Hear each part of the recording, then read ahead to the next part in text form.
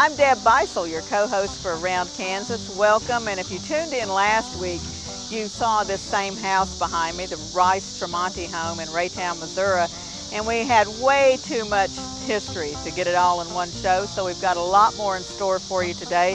Please stay with us. I think you'll enjoy this.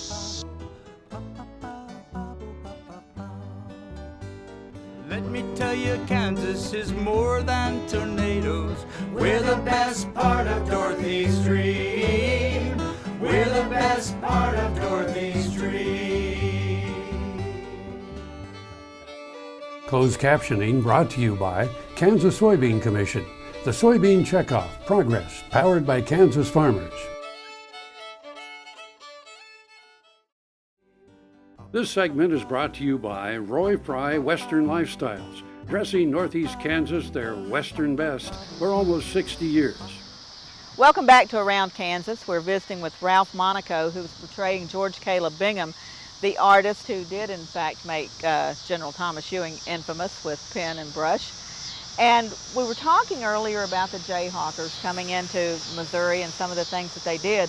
When we were reenacting the issuing of Order Number 11 recently at the Pacific House, a lady walked up to me and said, "I've never understood why those Kansans would want to be represented by a Jayhawk when you see what these Jayhawkers came over and did in Missouri." So let's talk about that Jayhawker and what it means on the Missouri side of the line.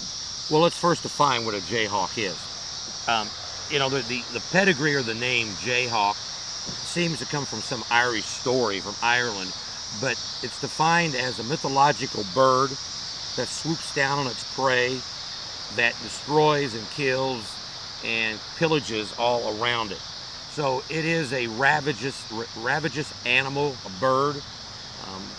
I don't know, what was the dinosaurs in that day, it's one of those type Like of... the Velociraptors or yeah, something? like that.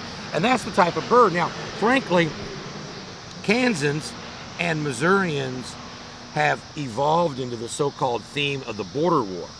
And they don't realize that that whole theme of the border war dates back to the 1850s. They think it's something between the Missouri Tigers and the Kansas Jayhawks. Right. Why do the Kansas people like the Jayhawk? I personally think it has to do with the Civil War. They were able to come over and dominate an area that they felt like had been so much behind the privations and scourge of the Bleeding Kansas days that this gave them an opportunity to retaliate under the nomenclature of a Jayhawk. So it's kind of a pride thing for the Kansans. And what I always found funny for my friends in Missouri, Missouri Tigers.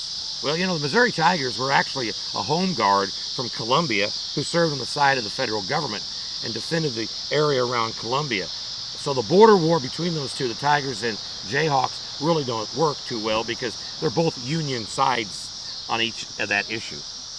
Well, they probably didn't get along anyway. Oh, they never did get along. They probably never did get and along. Now that Missouri seceded to go to the SEC, there's no longer a border war. So maybe we are finally at peace. Maybe. That's great. With sports, we can put all this at rest.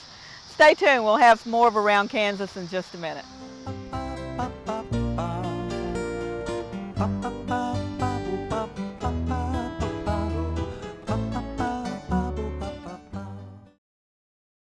Valley Vet Supply is devoted to providing information and professional quality products at reasonable prices. ValleyVet.com, ValleyVet.com, Valley Vet Supply.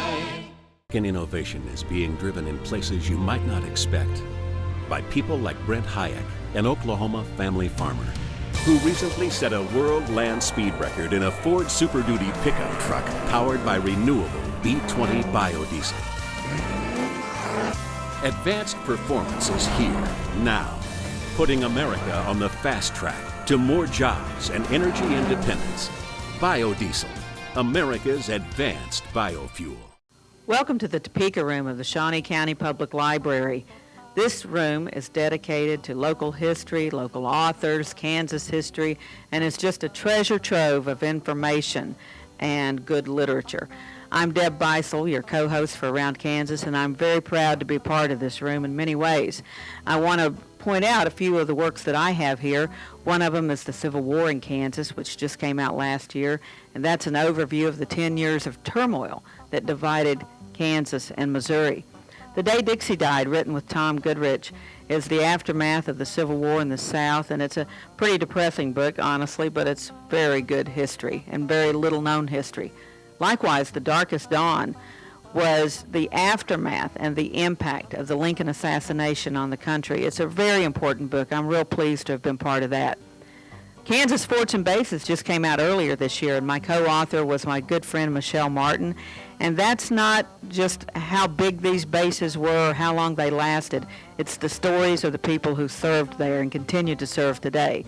So please come to visit the library, stop in the Topeka room, pick up one of these, or you may find those at any of your local book outlets or online, of course. And you can find me on Facebook. I'd be happy to visit with you some more. Tar Waters has what you need for all seasons for around the farm and home. Working, hunting, growing, feeding, snow removal, even fun for the kids. And a service department with experienced techs to help keep your equipment in top running condition. Tar Waters has a huge selection and the best prices. Tar Water Farm and Home, family owned and operated since 1978. They have what you need. This segment brought to you by the Kansas Soybean Commission. The Soybean Checkoff, progress powered by Kansas farmers. Welcome back to Around Kansas. I'm sitting here with Ralph Monaco, and we're debating the relevance of the Missouri-Kansas border war with today's warfare. And I've had the good fortune of working with a lot of the soldiers at Fort Leonard Wood or Fort Leavenworth. And sadly, the Missouri-Kansas border war is very relevant today. There are a lot of the same issues. And I really like the comparison that you were drawing between some of those Jayhawker leaders and the tribal warlords of today. I think they were both guerrillas in their own sense, and they all were able to coalesce their following. And if you look at Quantrill, when he goes down to Sherman, Texas after '63, you see a factional war break out between him and Bloody Bill Anderson, George Todd, Right. and they break away because you now have your own little chiefdoms taking more distant actions that they thought maybe Quantrill wasn't going far enough. You saw that even over in Kansas. You saw Jennison, you saw Dan Anthony, who was the mayor of Leavenworth, Kansas by '63. You saw Ewing literally throwing Dan Anthony in jail, arresting the mayor of Leavenworth because he was going so far in his vindictiveness. So they became their own guerrillas and their own little special group. So you had guerrillas under Quantrill, guerrillas under Anderson, guerrillas under George Todd. Then on the Kansas side, you had them under Doc Jennison, James Montgomery, Dan Anthony. And from a teaching perspective, you're looking at where's the front. You know, the line was, there was no front. Yeah. Vietnam, where was the front? You know, you knew where the front was over in Japan, you knew where the front was in Germany, but you had no idea in Bosnia. You don't know where the front is, in Afghanistan. And I think the best way to say it was when you read in the writings, a person comes up to your home wearing a blue uniform. Is it a Jayhawker? Is it a federal officer, a federal troop? Is it a Missouri border ruffian dressed in a Union uniform? And the wrong answer that you give to their question is the difference between life, death, or the destruction of your property. So there is no front. You know, the battles were not fought in great battlefields out west. They were fought in front yards, porches, backyards, streets. And guerrilla warfare of today emulates the guerrilla wars that we saw in 1861 to 1865, especially along the western border of Missouri and eastern border of Kansas. And the prevalence and the use of that terrorism, those terrorist tactics, some chillingly relevant lessons from those. It's haunting, and unfortunately all we can do is take those pieces, and the federal government can learn from that and how they advise their troops as they venture into an area that has no fronts. Right, exactly. Ralph, it's been great to be with you. I've enjoyed it very much. Thank you for having me. Thank you so much. Thank you for joining us on Around Kansas. Stay tuned and we'll have some more right after this.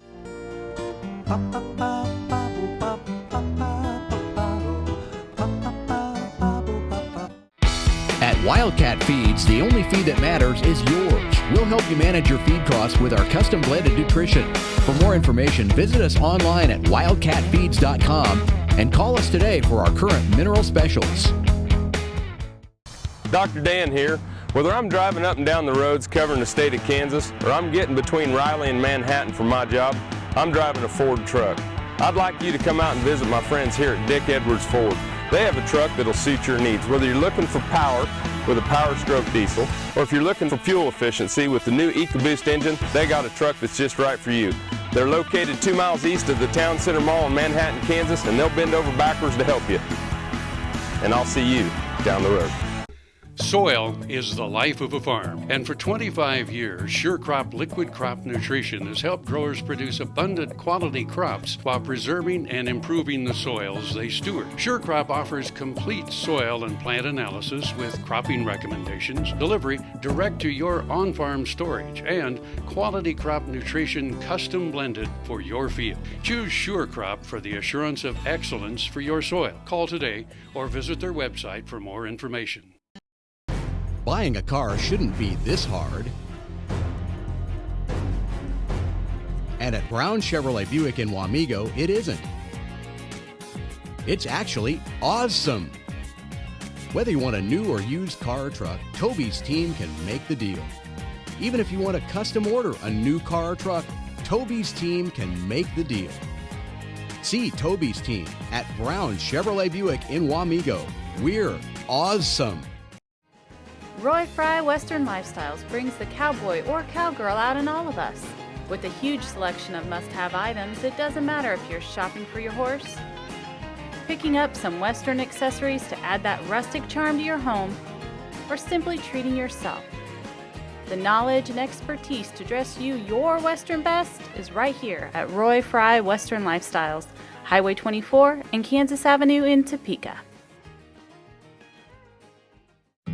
This hog is Hanover hoof for meal made from U.S. soybeans. Now, one hog isn't that impressive, but suppose we add another, and another, and another. Before long, you've got billions of hungry customers around the world all clamoring for the same thing. Our soybeans. Learn more about the billion-dollar appetite of animal agriculture at BeyondTheElevator.com. Brought to you by America's soybean farmers and their checkoff. This segment is brought to you by Brown Chevrolet Buick in Wamego, just a short drive down the Yellow Brick Road. Welcome back to Around Kansas. I'm Deb Beisel, your co-host, and I'm happy to be joined by my good friend Greg Hildreth. Greg, nice to have you with us today. Thank you. Always wonderful, Deb. Greg is a reenactor, and obviously today he's doing a Yankee. So tell me, number one, how it feels to come over here and throw these good Missourians out of their homes when you are, in fact, a good Missourian. I knew I was being set up when I sat down here. I don't look at it that way. The way I see it is we're trying to portray a slice of history, trying to give people at least an inkling of what might have happened. And so we have to do some nasty things sometimes because history has some nasty segments in it. And so it's not a pretty picture, is it? No. And it's like anything else surrounding the Civil War. You've got the slavery issue, you've got issues like this at Order Number 11, you've got the prison camps that were horrible on both sides. And so in order to tell those stories, someone has to portray some really nasty, evil people. And that's what we're doing. So, as a Missourian, honestly, how did you grow up viewing the Civil War and the relationship between Kansas and Missouri? I grew up in southwest Missouri in Jasper County, and my grandmother and grandfather both grew up on the Oklahoma-Kansas border down in the southwest corner. And my grandmother always had a prejudice against people from Kansas. She didn't understand people from Kansas. She didn't like people from Kansas. And that was a carryover from all the way back to the Civil War, and she didn't even understand it. But I grew up hearing it from her, hearing it from my father. We'd cross the state line, and Dad would say, "Lock your doors, we're in Kansas now." Really? Yeah. And wow. And that still exists, but people don't really understand that it goes all the way back to 1855, right? 1854. So do you think the reenactments really help people today understand the story a little better? I hope so. I've thought about this a lot I've been doing this for 25 years, and I've thought about that a lot over those years, and I finally decided that I hope they do, but I don't know, and to be honest with you, I do it for me. Mm-hmm. So I hear reenactors all the time, or living historians, saying, "Oh, we do this to educate the public." The public is going to be educated or they're not, but we do it to educate ourselves. Well, and it's a great way to learn, isn't it? Oh, it's a fabulous way to learn. Right now, I'm all eaten up with finding out more about the Civil War Navy and the Union side of the Civil War. It's just, I love studying it. I love researching. I love finding those facts. And when you come across some little tidbit that you didn't know before, it's like finding a treasure. It is. It is. It's an endless treasure hunt. That's what I love about history. Me too. Greg, thanks for joining us. I appreciate it. Thank you, Deb. We'll be back with more of Around Kansas.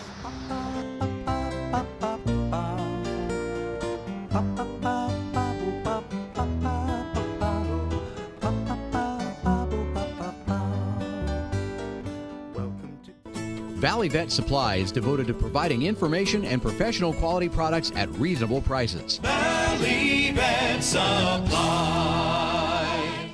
Soil is the life of a farm, and for 25 years, SureCrop Liquid Crop Nutrition has helped growers produce abundant quality crops while preserving and improving the soils they steward. SureCrop offers complete soil and plant analysis with cropping recommendations, delivery direct to your on-farm storage, and quality crop nutrition custom blended for your field. Choose SureCrop for the assurance of excellence for your soil. Call today or visit their website for more information.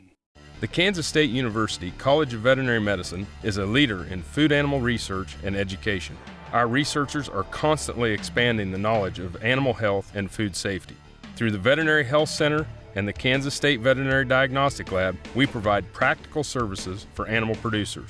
Home of the Beef Cattle Institute, the college is committed to animal welfare training and research. The Kansas State University College of Veterinary Medicine, knowledge and service for the future of animal production. Buying a car shouldn't be this hard. And at Brown Chevrolet Buick in Wamego, it isn't. It's actually awesome. Whether you want a new or used car or truck, Toby's team can make the deal. Even if you want to custom order a new car or truck, Toby's team can make the deal. See Toby's team at Brown Chevrolet Buick in Wamego. We're awesome. We started using Multimin about 4 years ago. We started out first in our own cow herd and our own replacement heifer program just to see how it worked, experiment with it. We don't like to put a new product out there with our clients unless we've tried it ourselves or there's a lot of data behind it that we like. We had really good results with it our first year, really are happy with the way things worked. So we decided to start using our clients, and we have been now for 3 years, and I would say 90 to 95% of our clients use Multimin. Tallgrass Commodities offers producers bulk commodities at a reasonable price with reliable service throughout the whole Midwest. To find out more about Tallgrass Commodities, visit tallgrass.us or call 785-494-8484. This segment brought to you by the Kansas Soybean Commission. The Soybean Checkoff, progress powered by Kansas farmers. Welcome back to Around Kansas. I'm sitting here with Greg Higginbotham. And Greg, one of the things that you do as a historian is help make scenes accurate, whether it's the clothing or the accoutrements, the furnishings. So you've got a scene that you're setting up right now that has a connection to Harry Truman. So talk about Truman's connection to the Border War. It'll be our last scene in the Candlelight Tour. And it's regards, Harry was in the National Guard. Mm-hmm. And he was a young man. He was going to come home on leave, and he was going to his grandmother's farm, which is in Grandview, Missouri. Now, his grandmother, of course, had lived during the Civil War, and she had experienced Order 11. And this is a sad story that comes out of that, which Truman tells in an interview much like mine today. Mm-hmm. And he says that he remembers well that there were 200 hogs in the field on his grandmother's farm. And they were getting ready to butcher them. It was getting, this was September, and it was getting close to that time. The Federals, the jayhawking redlegs, as she called them, came in, butchered all 200 hogs, and just took the hams and left everything else in the field to rot. And as a small child, that never was erased from her memory. Sure. Now, when Harry was in the National Guard, of course, the uniform was still the blue uniform. So he comes home on leave. He makes his arrival somewhat unannounced, wearing his nice tailored National Guard uniform. And we understand that he came through the door, and the first thing his grandmother told him was, "Harry, you get back in that garage and you change to your regular clothes, because that blue uniform is not allowed in my house. You look like a Yankee Kansan, and you ain't coming in here with that uniform on." And of course, Harry, I guess, just kind of lowered his head and made his way on out and changed to his clothes, and then grandmother allowed him to come into the house. And of course, we know from reading history that his family's experience in the Civil War had a huge impact on the Marshall Plan and the reconstruction of Europe following World War II. And the lessons learned here did turn out to be valuable for the Europeans. You know, rather than keeping Germany crushed, they knew they had to raise up Germany at the same time they did the other countries in order for it to work. And so it was a very valuable lesson from history. And I find it, for the Candlelight Tour that we're going to do tonight, we're going to use historical subjects, which is going to be an incident that happened on the Roop farm with making some nails for horseshoe nails for guerrillas. And they requested 500 horseshoe nails to Roop, and if Roop didn't have the nails done, they were going to come and kill him. And they told him that.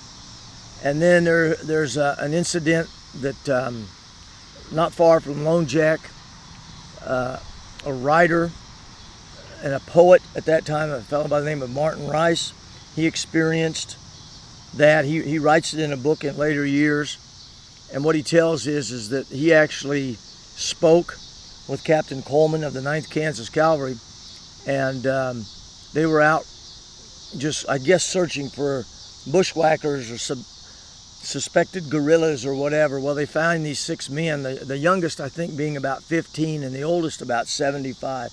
And we understand that they were looking for livestock and rounding up livestock that had got away. Well, they asked them for oath of allegiance.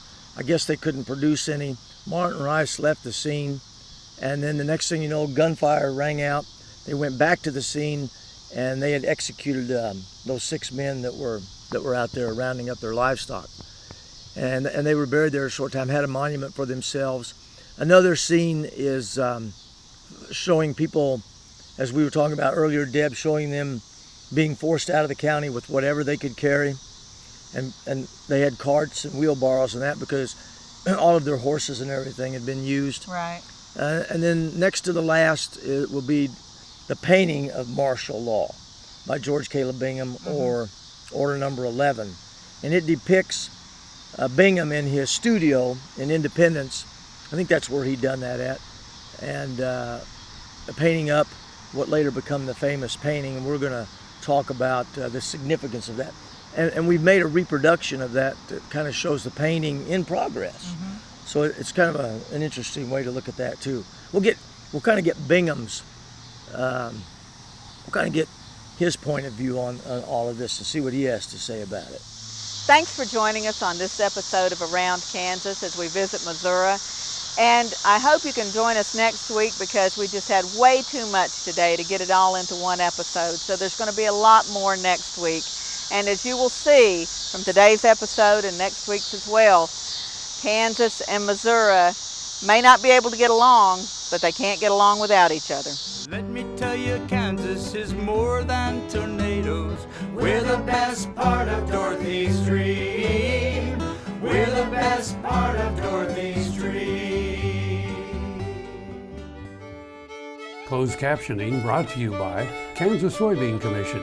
The Soybean Checkoff Progress, powered by Kansas farmers.